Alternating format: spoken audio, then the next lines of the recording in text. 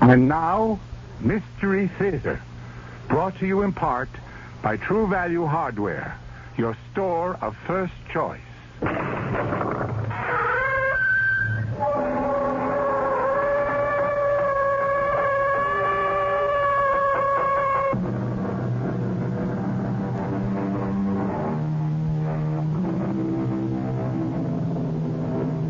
Come in. Welcome. I'm E.G. Marshall. Welcome to the world of primeval dread, to the fear you can hear. Do things have souls? Do natural forces embody malicious spirits? That was the primitive belief of mankind, stifled, they say, by the rise of civilization. But is it dead? Or does there move within us still the distorted shadow of some long-forgotten lore, dark images we dare not face? Jeff Moore never found the answer, but the question shattered his life.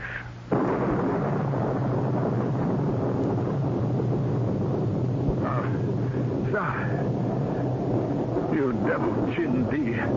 I defy you. You called me and I'm here, Chindi. I'm here. I defy you. No. Jeff, don't wake up.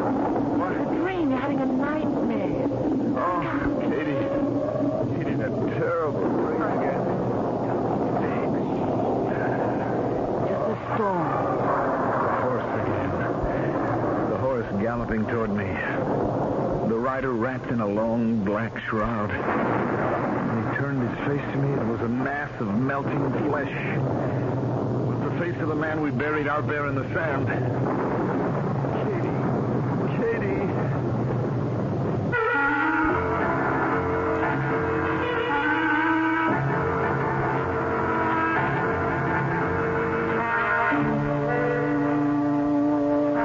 Our mystery drama, The Devil God, was written especially for the Mystery Theater by Mary Jane Higby and stars Ruby Dee and Mandel Kramer.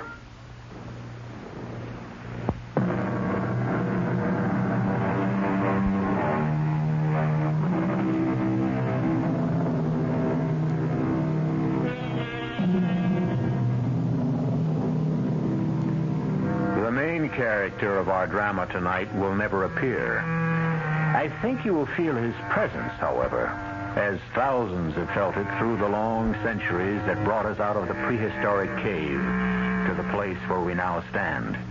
As Jeff and Katie Moore, a young couple from New England, felt it among the stark cliffs of the Southwest. But let Katie tell you about it.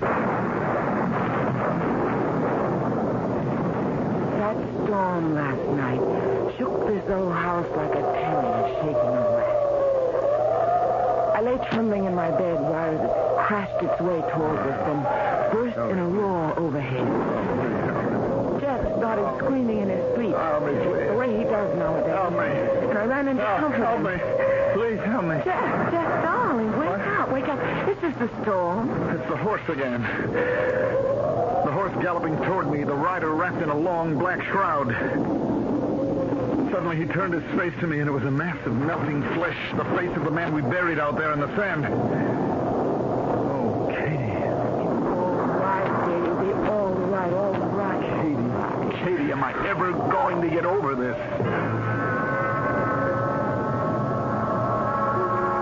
Funny thing about a vicious storm, how innocent and clean the world looks afterward.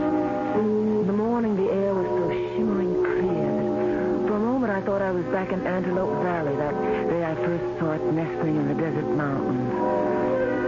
I didn't know then the terror hidden in those hills. I wish I had known. Dear God, how I wish I had known.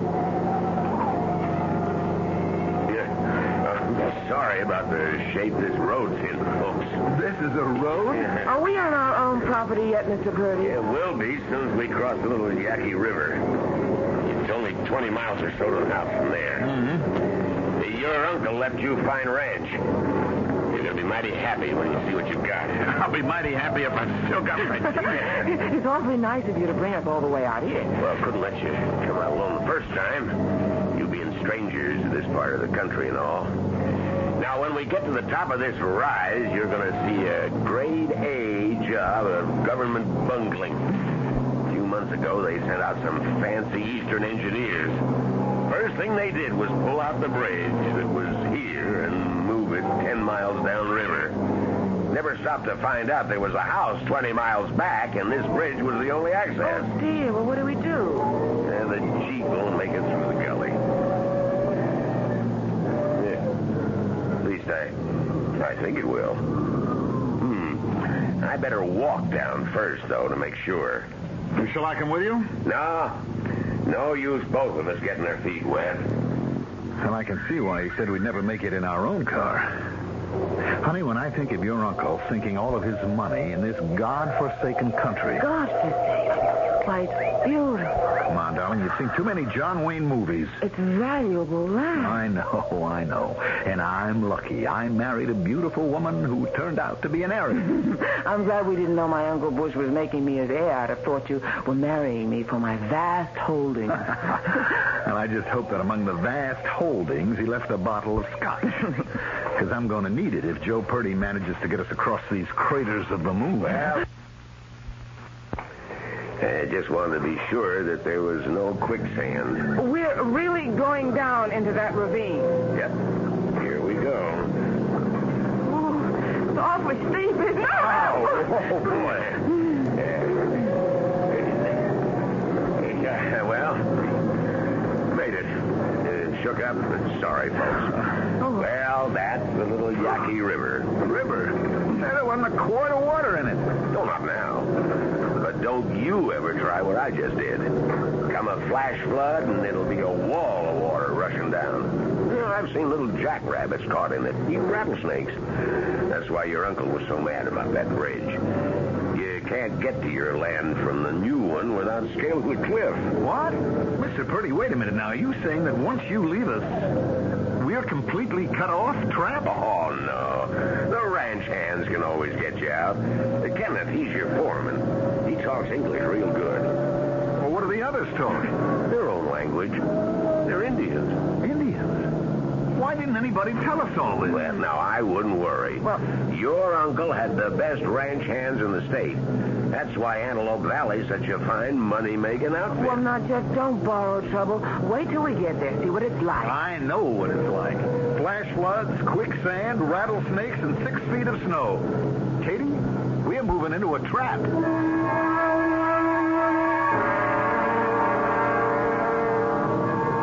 But just misgivings faded when Antelope Valley lay spread before us.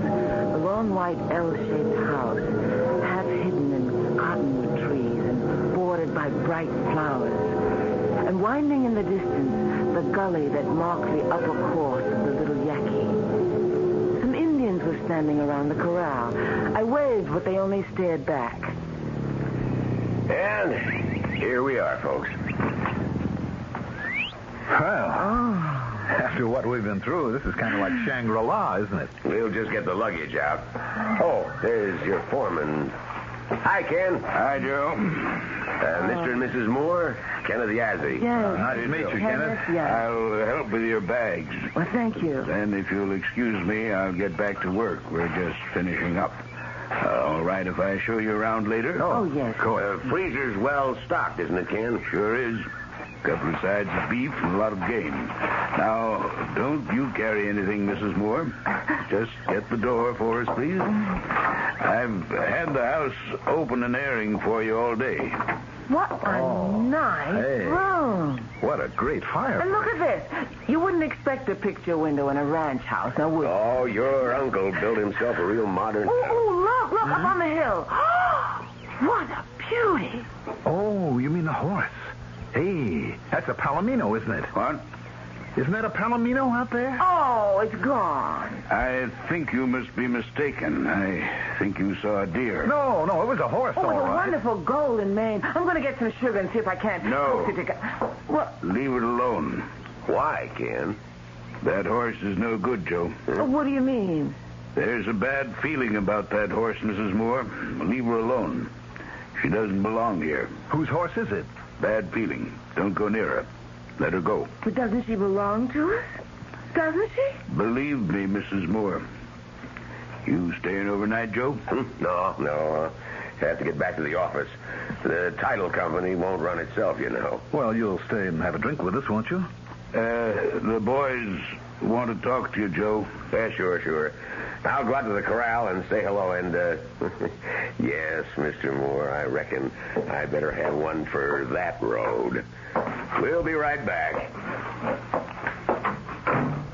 Well, what do you suppose that was all about? The horse, you mean? That Indian looked so funny. I thought he looked frightened. A valuable animal like that shouldn't be running around loose. Oh, come on, darling. I want to see the rest of the house. This... Oh, look at this kitchen. It's huge. Hey, you can walk right inside the closets. Boy. Hey, your Uncle Bush Hyatt was no teetotaler. I'll say that for him. Get the ice, honey, and I'll see if I can find some glasses. There's enough liquor here to last the whole winter. What are you staring at? That horse again. Look through this window. It's heavenly. Oh, Jeff. Boy, Joe Purdy's sure deep in conversation with those Indians. They're kind of a sullen-looking lot, aren't they? No, I don't think I would exactly call this place heavenly, honey. Hostile seems a better word. You don't like it. Oh, Jeff, give it a few weeks' trial and... Look, it's beautiful, Kate, but... Oh, I guess I'm just tired. Hello? Hey, we're in the kitchen here, getting it all together. What do you have, bourbon or scotch? Oh, bourbon. Bourbon's fine. I haven't found the soda yet. Will tap water be all right? Never mind the water. I'm going to ask you folks to put me up for the night. Oh, wonderful. Oh, sure. Wonderful. Well, here's to a happy life in Antelope Valley. Cheers, Joe. Cheers. You don't mind if I call you that, do you? Of course not. Everybody does. Well, I have to ride out behind the hills tomorrow. Oh, why? There's a job to do back there. Nasty job, too. The ranch hands asked me if I'd do it. Why'd they do it themselves? No, they can't. It's something to do with their religion. Oh, and by the way, I want to talk to you about that. You got the best cowhands in the state. Now, you'll get along just fine if you respect their ways, their religion. What is their religion? Well, as near as I can figure, the Indian lives in a different world from us. He lives in the world of spirits. Where we see a cloud, he sees a spirit. Where we hear the wind... Well, that's animatism. Well, I wouldn't know about that. But the important thing is not to rile those spirits. Okay, I'll drink to that. No, I'm serious. I'd advise you to be. Because, well, I've seen some mighty strange things in my time. And now about that horse, Palomino... Now, how about that? Now, is it ours or isn't it? Well, I figure it isn't. You see, anything the lightning god has touched belongs to him. You mean the horse was struck by lightning? It didn't hurt her. One of those freak accidents. But now she belongs to the lightning god. He'll strike down anybody who tries to take what is his. So, leave her alone, okay? Oh, come on. That's nonsense. Plain superstition. It's what they believe. Well, Kenneth doesn't go for this rubbish, does he? He seems like an educated man. He was a track star at UCLA. Almost made the Olympics. But Ken is an Indian. I see. All right, now look, let's get this straight. The horse belongs to this ranch, right? And it's a valuable animal, isn't it? I reckon so. Now, you're saying that I can't keep her, can't even sell her because of some whammy that somebody's put on her? I'm saying you won't go near that horse if you know what's good for you. But that's crazy. Now, don't be so sure. Well, you don't believe this drivel, do you? I don't believe it, and I don't not believe Well, that horse is going back into the barn. It's ours, and I'm keeping it. You take that attitude, and you'll be in trouble. Bad trouble. That is superstition right out of the Dark Ages. Older than that, I reckon. But it's their belief. And this would be one hell of a time to try to talk them out of it. They've got a dead man lying back in the hills to prove it. A dead man? If you're so cocksure about these things, ride out with me tomorrow when I go bury him.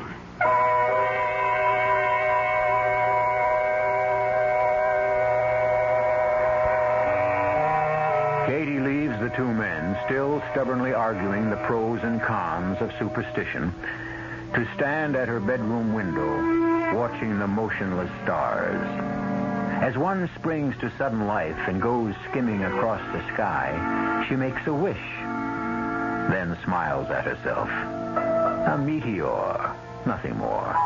What power has it to grant good fortune? Troubled, she turns to her bed and her first night's sleep in the eerie stillness of Antelope Valley. I'll be back shortly with Act 2 of The Devil God.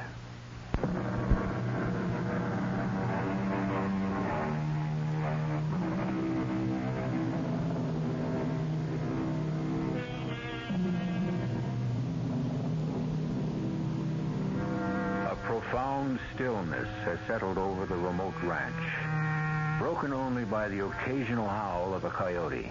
In spite of her uneasiness about the gruesome task her city-bred husband has agreed to undertake with Joe Purdy, Katie Moore has fallen into a deep sleep. She awakes with a start. Someone is moving about the room. Jeff? Oh, I didn't mean to wake you, honey. I'm sorry. Oh, it's still dark. It sure is, and Joe Purdy says early. He means it. I'll get you breakfast. No, we've had breakfast. Don't get up. Katie, you know where that blue cotton shirt of mine is? I think I put it... Oh, yes. Second drawer down. Okay, now. So how's the girl of the Golden West? Did you hear anything? No. Like what?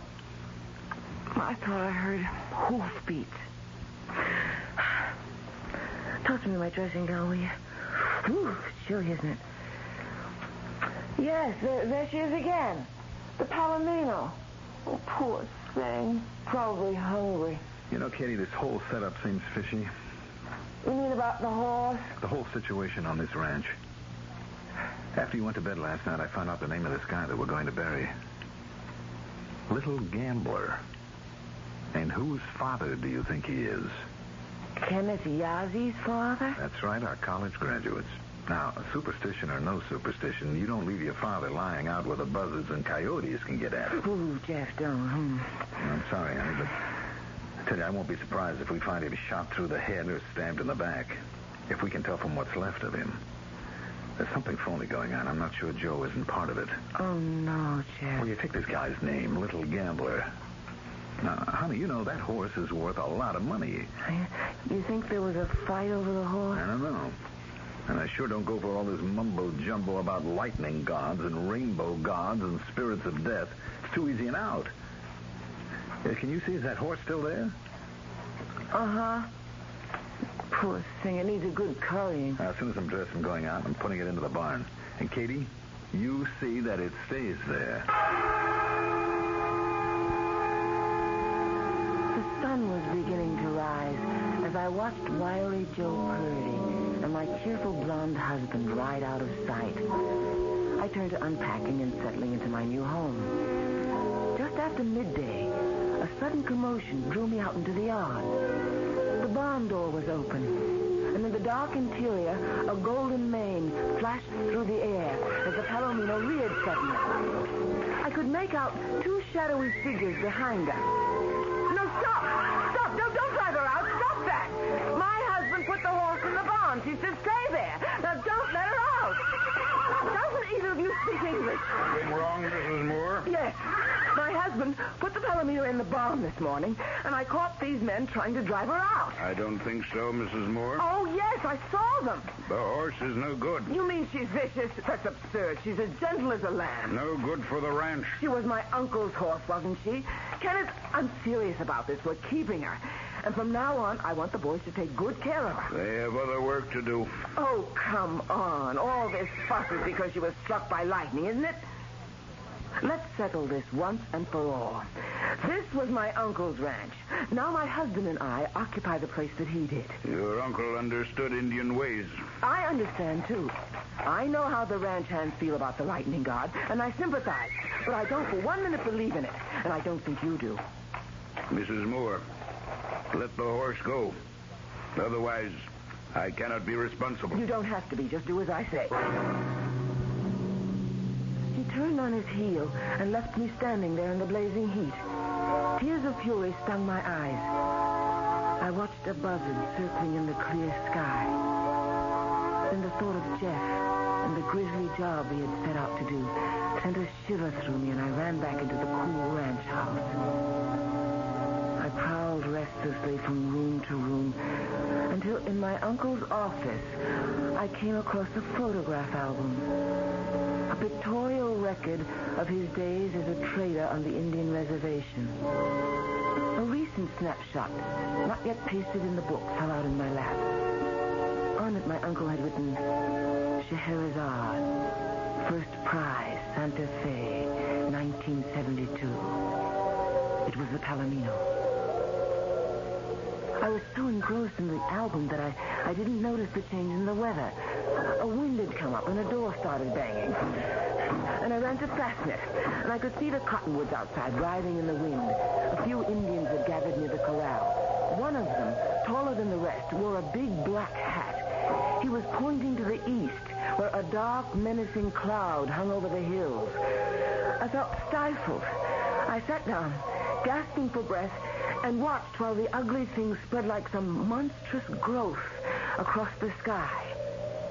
Shortly after sunset, Jeff and Joe Purdy returned. Honey? Oh, Jeff. Jeff, I'm so glad you're back. Not as glad as I am. What a day. Nasty chore.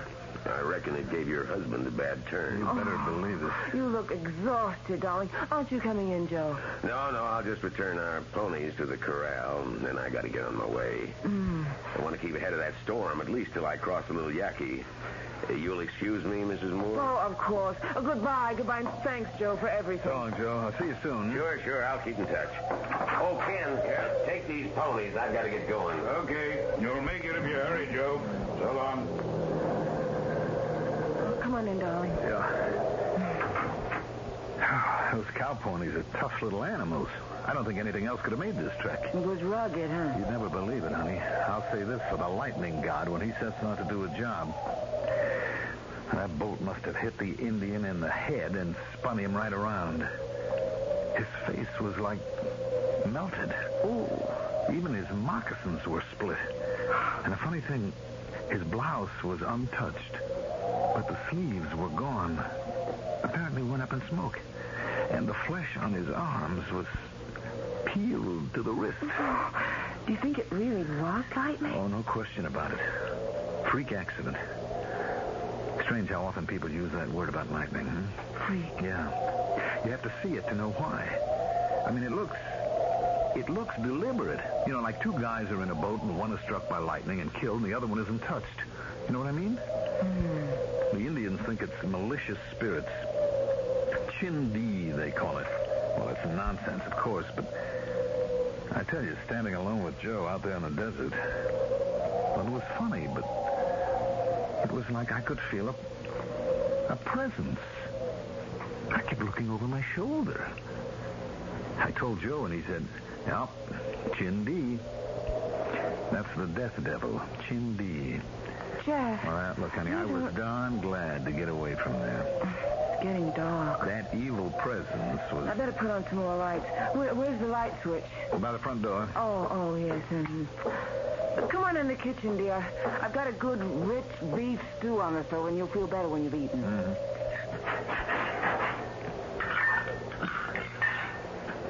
What was the scenery like back there? Sky, sand, and sagebrush. The handiwork of Chindi. Storm.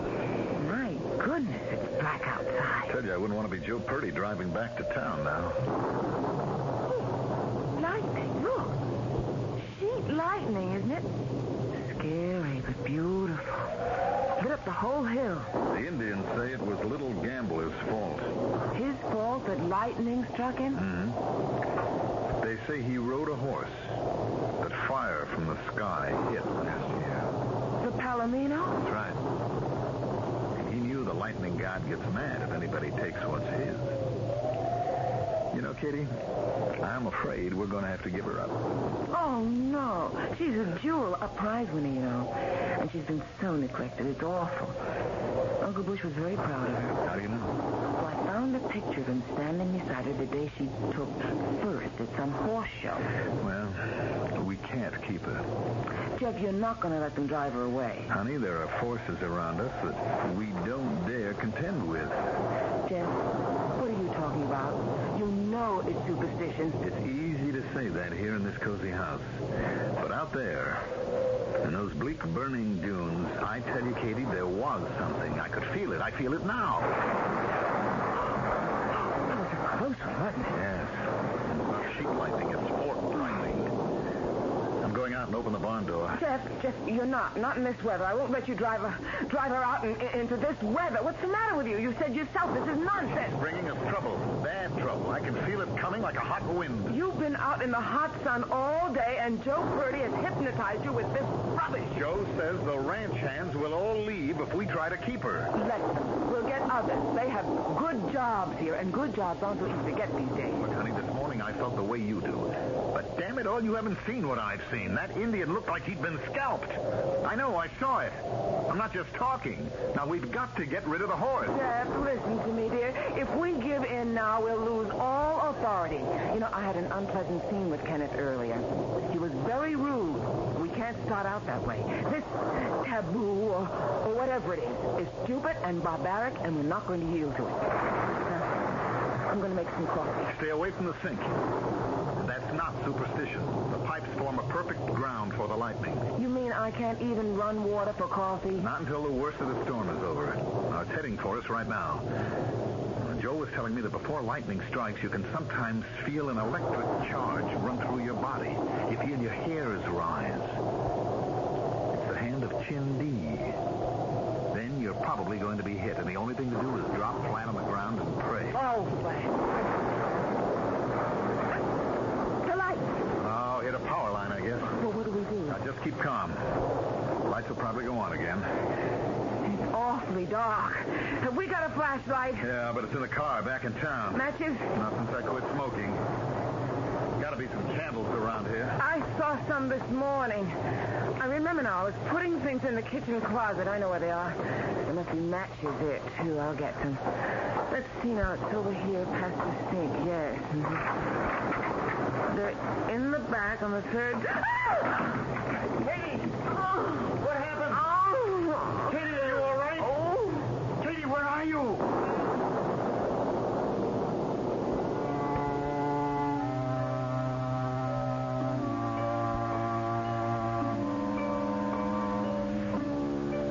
Groping his way through the darkness, Jeff struggles against the sudden rush of his own superstitious fear.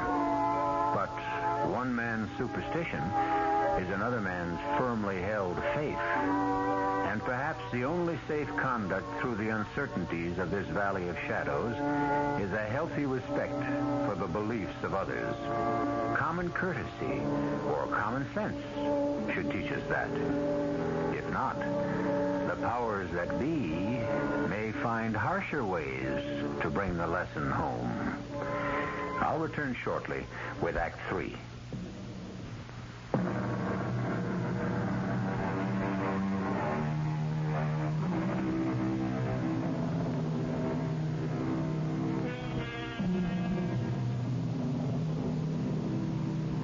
An unfamiliar house, a wrong step, and a headlong plunge into black emptiness. Katie Moore lies dazed and frightened on a rough cement floor. Katie? Katie, where are you? Are you all right? I think so. Don't try to get to me, Jeff. Wait. I'll see if I can get up. Oh. Are you hurt? I don't know. Yes, I think I fell down. Oh, my shoulder. Don't move. Damn it, if I only had a match. Yes, there are steps here. Be careful. All right. Now, where are you, darling? Here. Oh, okay. All right, listen, do you think you can put your arm around my neck? I'll try. Easy now. I better not try to move you until we get some light. I gotta find those candles. I'll be right back, darling. Watch yourself. right. Watch yourself. Oh, Ken, thank God you brought a light. I could see from the bunkhouse that the place was still dark. I figured you didn't have a flashlight, so I brought a couple of kerosene lamps. But my wife fell down the cellar steps, and I'm afraid she's badly hurt. I didn't dare try to move her. Ken brought her some lamps there. It just happened a minute ago. She fell down these steps. She was looking for candles. She thought she was going into the kitchen closet, and she opened the wrong door. I can't move. I can't turn over. Let's see. Oh, Looks like it's the shoulder, collarbone. my legs feel all right. I can move them. Try slipping your arm around her waist. I think I can hold her so it won't be too bad. But it's Easy. going to hurt some, Mrs. Moore. Ready? Yes. Do you think we dare lift her? Yes. I've got her. Tell me when you're ready. All right now. There. Easy, darling. Does it hurt? A little. I think I can walk up. Okay. Nice and I've got you. careful. Now, one step at a time. Then bring the lamps. Yeah, I have. Take it easy, darling. Easy now. Just a few more steps. Just get me to the sofa. Okay. Can we get the lights on again, Kenneth? Not a chance. Till the worst of this is over. I have a hunch it hit the generator. We're going to have to get back to the bunkhouse. All right, here we are now. Easy now, Mrs. Moore. Careful now. Easy. I don't want to leave the ranch crew alone too long. They're restless. Yes, I understand. All right, go ahead. And Ken? Yes? Go to the barn and get rid of her. My horse? No. Katie, Oh, no. don't make waves. Not now. You're right. Do what you think's best. Thanks. It'll make things a whole lot easier for me. That was a bright flash. The whole room. Oh, my God. What is it? Did you see that? Yes, I saw. They can't do this. I'll stop them. I'll try. What's the matter? What happened? The ranch hands, honey, they're leaving. In that last flash, I could see a long line of ponies. They're all just quietly riding away. Oh, Jeff, I'm frightened. All right, now we have to keep our heads here. We can leave, too. I don't know if people have been in worse spots than this. Now, look, we have plenty of provisions. It can't rain forever. I never saw such a downpour. Ken? Did they take all the ponies? No. There's one left, but it was badly hurt a few days ago. Kenneth, why did they all leave us? There's bad feeling here. You mean they're frightened? I'm damned if I understand it. They're not afraid of dying. It is the spirit of death they respect. It is Chindi. Indians are proud before men. They're not proud before their gods. Black Hat is a medicine man.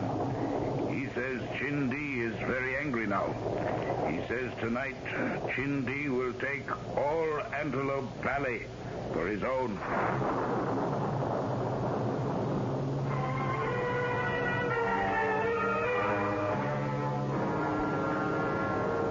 By morning, I was running a fever. It rained for 4 days without let up. But part of the time I was delirious, so my memories are confused. Try to drink this, dear. I want some orchids. Orchids, please.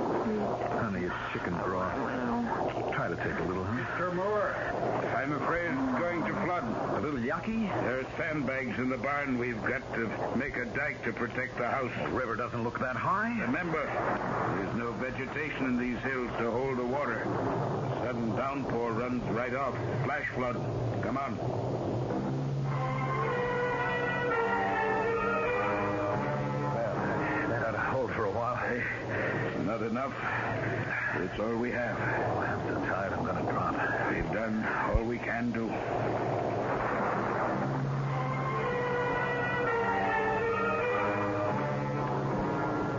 Mr. Moore, we'll have to move to higher ground. When that water hits, the house may go. We can't, man. We can't move Kitty outdoors in her condition. We'll set a tarpaulin tent on the hill. Take blankets. Hurry. It'll come any time now.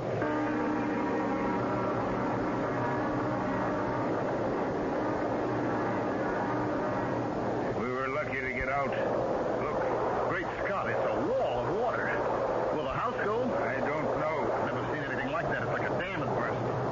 Thank God you got us out of there. Yes. Yes, Kate. Yes. Where are we? We're in a tent, honey, on the hill back of the house. Stay right here until the worst of the storm is past. Are you warm enough, darling? What? Here's the canteen. Let me lift you up there. I'm so weak. Careful, honey. There you are. What's the matter?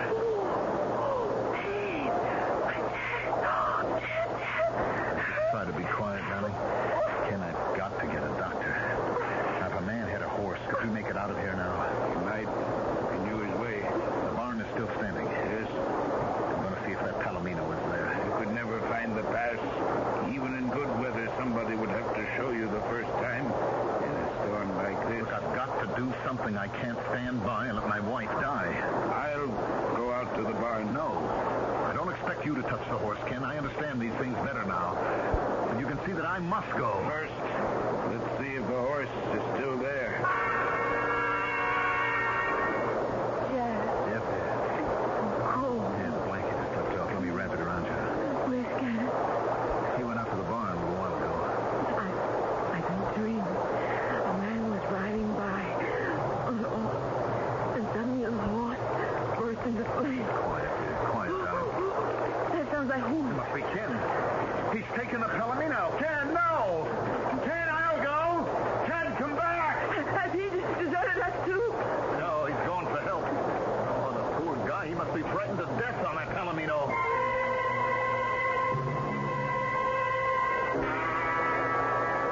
Mr. Moore, Ken, couldn't you get through? there's a truck coming. I met them a quarter of a mile down. Joe is with them. It's search and rescue from town. Search and rescue? That's a local organization. They have special equipment.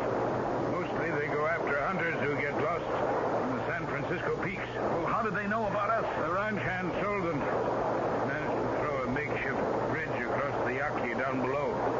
The road is mostly washed out, but they can make it slowly. Thank God. Ken. Yeah? Ken, I want to thank you for what you did. I know what it meant. It's all right.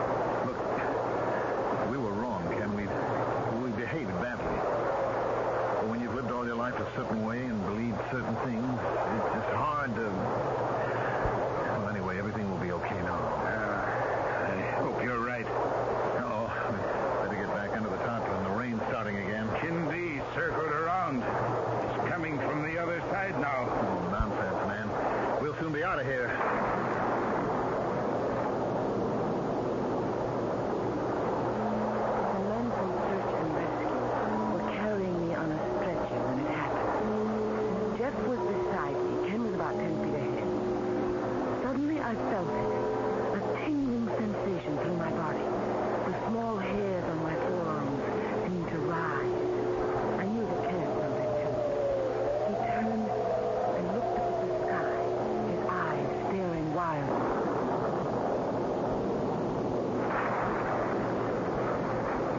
There was a blinding flash. Then Ken was lying on the ground. Ken, oh my God. Kenneth! Don't try to get up, Katie. Joe. Joe, is he... Yeah. He's dead. It's my fault. We goaded him into riding that horse. I wouldn't let her go. I killed him. I killed him. I'll never forgive myself. I'm a murderer. Now, Mrs. Moore, it's not your fault. We don't control these things. They're accidents. You said Chindy would kill anyone who touched his property. You said it. You know you did. It is my fault. It is. I killed him. I Katie, killed please, him. dear. I killed him. He saved our lives. Katie, and now stop I it. killed him. Stop it. You have got to get this straight now. It was an accident. Do you hear me? An accident. I killed him. I'll never forgive myself. It was not an accident. You all know what it was. Why don't you say it? It was Cindy. Oh, God, forgive me. I killed the man. She was to blame all her life. She's hysterical. Cindy. Katie, listen to me. There is no Chindy. What happened was an accident. You got to hold on to that fact. There's the horse. Get rid of her. Drive her away. Take Mrs. Moore to the truck, boys. We'll have to come back for Kenneth later. No. I won't go unless you bring Kenneth, too. You're not going to leave him here alone. Katie, watch me. I'm going to ride that Palomino. Cindy! I'm taking your horse, Cindy. I defy you. If you're there, show us your power now. I defy you. There is no Cindy.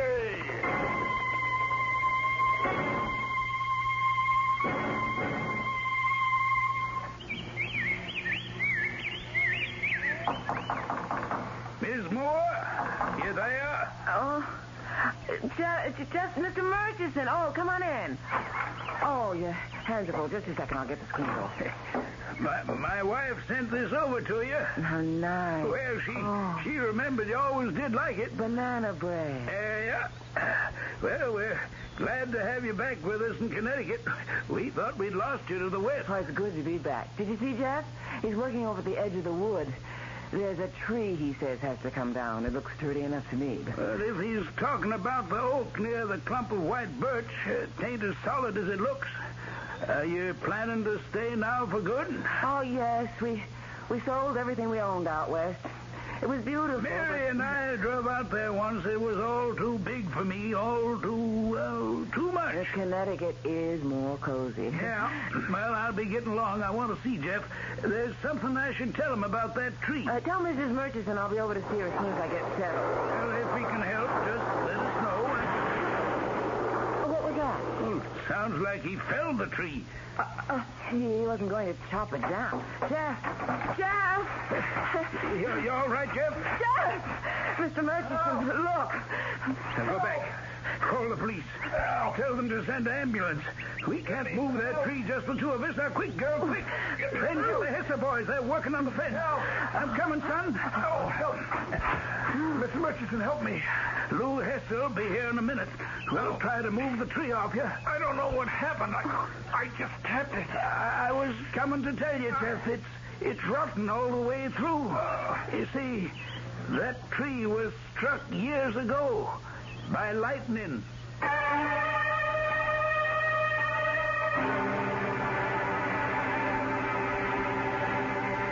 Jeff Moore is in a wheelchair now. Nobody knows just why.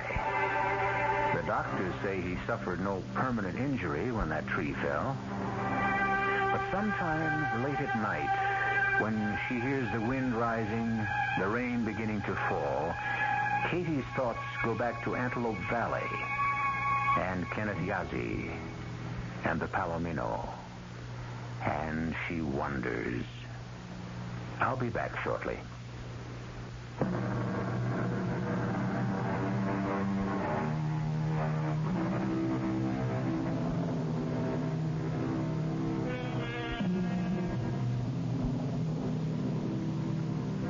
Lightning strikes, invoking a tribal taboo. Result, 2 dead men and a house plunged into darkness. 2 months and 3,000 miles later, a third man is struck down. Coincidence, of course. But what is coincidence? A word. A word we use to explain what we cannot explain. Our cast included Ruby Dee, Mandel Kramer, Leon Janney, and Guy Sorrell. The entire production was under the direction of Hyman Brown.